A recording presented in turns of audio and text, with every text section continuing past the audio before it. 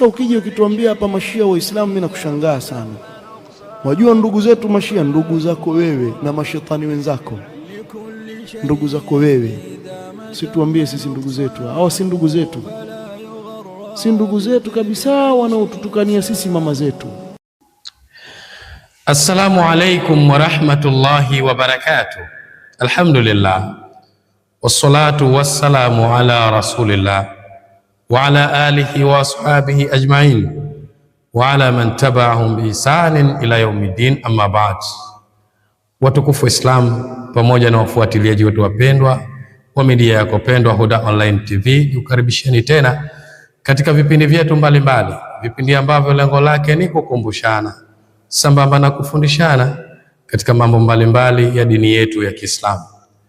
Watukufu Islam, na kuombeeni munitegee masikio yenu katika wakati huu mfupi na adhim, katika kuyafuatilia na kuyasikiliza na kuyafikiria yale ambayo tumekusudia kuwafikishia katika wakati huu. Watukufu Islam, kwa muda huu mazungumzo yangu nitaelekeza kutoa naswaha kwa ndugu zetu wenzetu Waislamu ambao pia ni viongozi katika moja ya makundi ya ndani ya Uislamu almaarufu. Kundi hili linaitwa la Mawahabi, na si wengine bali nasaha hizi nitazielekeza kwake al-Allama Sheikh Kasim Mafuta hafidhahullahu ta'ala. Kadhalika na nasaha hizi pia nitamgusia Sheikh wetu, naye yuko katika mji wa Mombasa, anaitwa Abdullah Umeid, pia naye Allah muhifadhi na waongoze wote pamoja nasi katika haki. Watukufu Islam,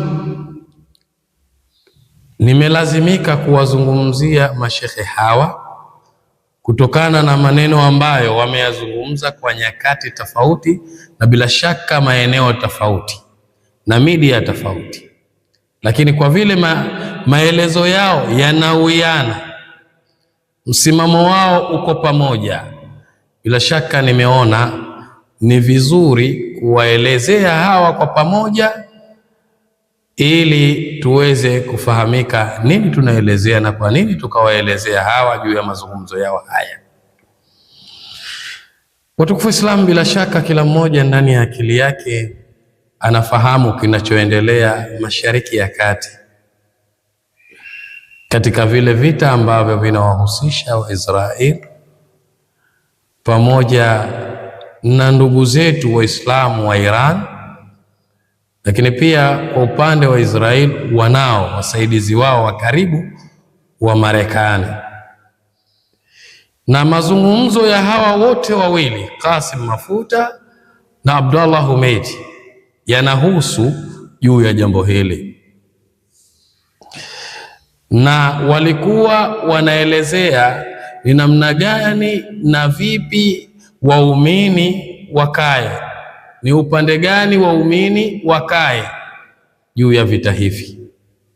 Kila mmoja kwa wakati wake akasema kwamba hawa wanaopigana ni makafiri wawili na wapigane mpaka wauane, jambo ambalo hili linatakiwa kwa wote wawili wakafanye taawili, kisha waje wawaeleze Waislamu ukweli juu ya jambo hili. Kwa nini nasema hivi, ikhwatal imani wal Islam? Nayazungumza haya kwa sababu haya si mageni. Vilitokea vita kama hivi miaka iliyopita, na vita hivi walikuwa wanapigana Wafursi na Waroma. Waroma ni watu ambao hawakuwa Waislamu, lakini wao walikuwa na nafuu juu ya Uislamu. Wao walikuwa na nafuu katika kumwamini Allah subhanahu wa ta'ala. Walikuwa hawamuamini kitotali, lakini walikuwa wanaamini baadhi ya mambo. Baadhi yao walikuwa wanaamini kuna kufa na baadhi yao walikuwa wanaamini kuna kufufuliwa.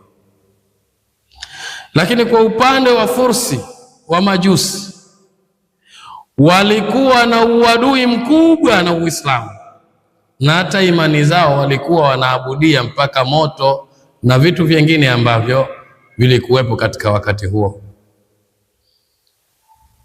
Kwa hiyo wote ni watu ambao imani yao haiko salama, lakini huyu Mroma alikuwa ana nafuu katika imani, si Waislamu. Na hilo jambo mpaka leo lipo. Unaweza kumuona mtu si Muislamu lakini hana uadui na Uislamu. Mwingine akawa si Muislamu, yeye hautaki na anawapiga vita kila ambaye anautaka Uislamu. Na uadui huu ndio kama ulivyo Marekani. Lakini kuna nchi si Waislamu lakini hawana shari ya kupindukia na Waislamu.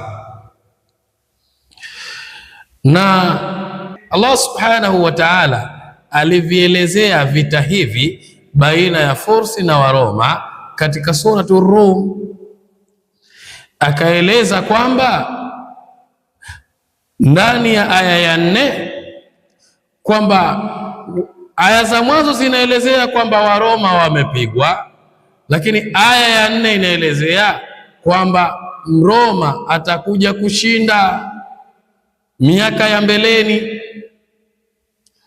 na wakati huo Mroma akija akishinda, Waislamu watafurahi. Nenda katika surati Rum kaangalia, wa yaumaidhin yafrahu almu'minun, siku hiyo waumini watafurahi. Sasa jiulizeni hili swali moja, ikiwa Waroma si Waislamu na Wafursi si Waislamu, kwa nini waumini watafurahi wakishinda Waroma? Ni kwa sababu kuna unafuu wa kushinda hawa Waroma.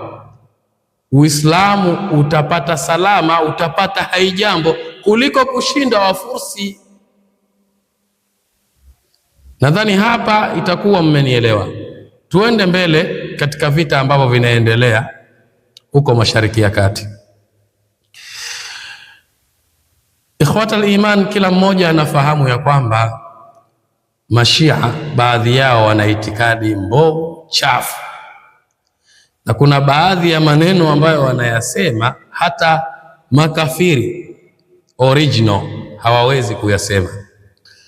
Kwa sababu tuelewe kwamba kuna ikhtilafu juu ya msimamo wa kiimani katika Ushia.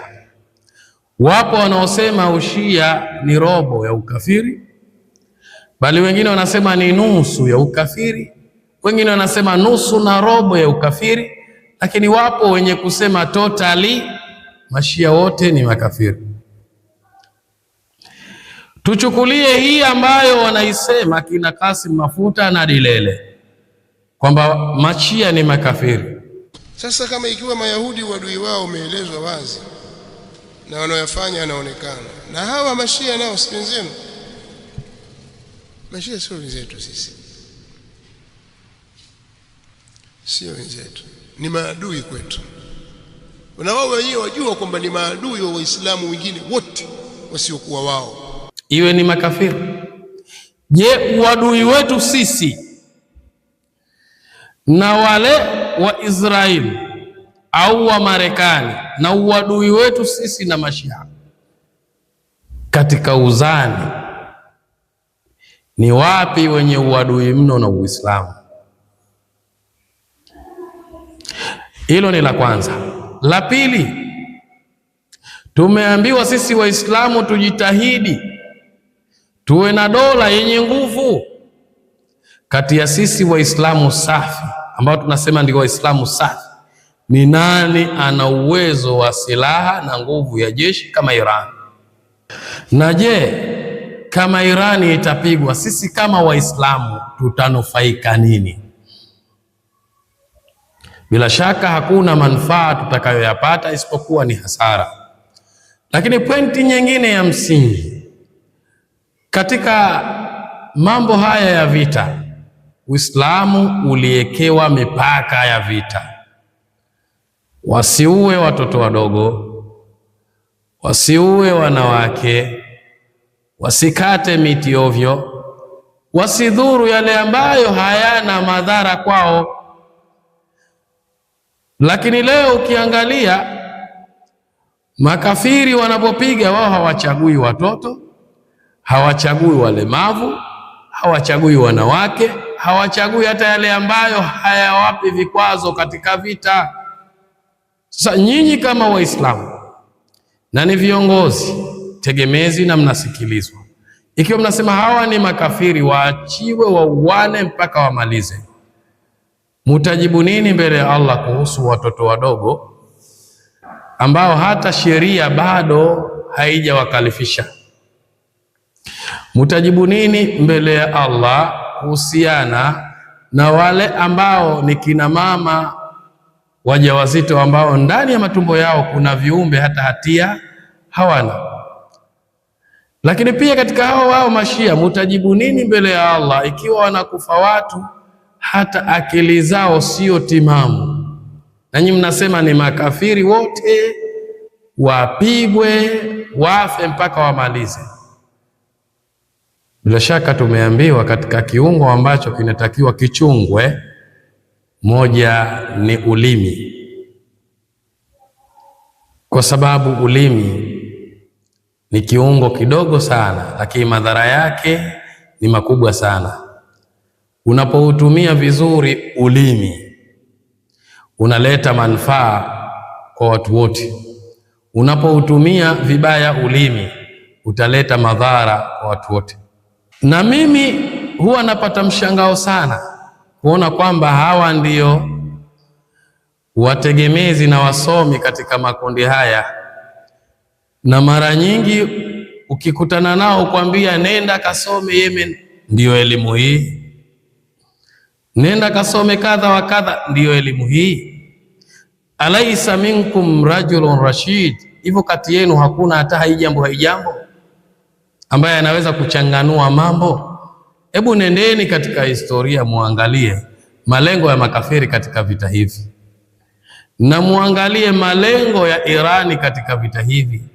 Wakipigwa hawa leo, kesho itaonewa nchi nyingine ambayo ndio unasema kwa madai yako au kwa madai yenu ndio waumini safi. Sasa kama Shia tukimwachia au tukimuombea mabaya au tukitamani apigwe, tutakuwa tunajenga nini ndani ya Uislamu? Hakuna pote ambalo halina wakoseaji, hakuna pote ambalo halina wajinga, na hakuna pote ambalo halina ambao ni wabaya. Lakini Allah subhanahu wa ta'ala anasema yukhrijul hayya minal mayyiti wa yukhrijul mayyita minal hayy. Ndani ya ubaya wa Shia tunaweza kupata kitu cha kheri cha kutumia, ni hiyo nguvu ya jeshi. Hawawezi kutoka wale wakapiga Waislamu wenzi wao, kwa sababu wao Mashia wanatutazama sisi ni kama Waislamu wenzi wao. Hawajatukata shauri, hawajatukata katika udugu wa Kiislamu, ingawa katika baadhi ya mambo hatuendani. Kwa hiyo ikhwatal imani wal Islam, tunaposikia maneno tuyafanyie kazi kwanza, kuyachunguza, kisha ndio tuyaingize katika matendo. Usifurahi kwa jambo ambalo hulijui. Ndio maana Allah akazungumza ndani ya Qur'an, walladhina yastami'una alqawla fayattabi'una ahsana, wale ambao wanasikiliza mazungumzo kisha wakayafuata yale yaliyo mazuri. Tumuombe Allah subhanahu wa ta'ala atujalie tuyafuate yale haki na tusifuate ushabiki, atujalie min alladhina yastami'una alqawla fayattabi'una ahsana. Wassalamu alaykum wa rahmatullahi wa barakatuh.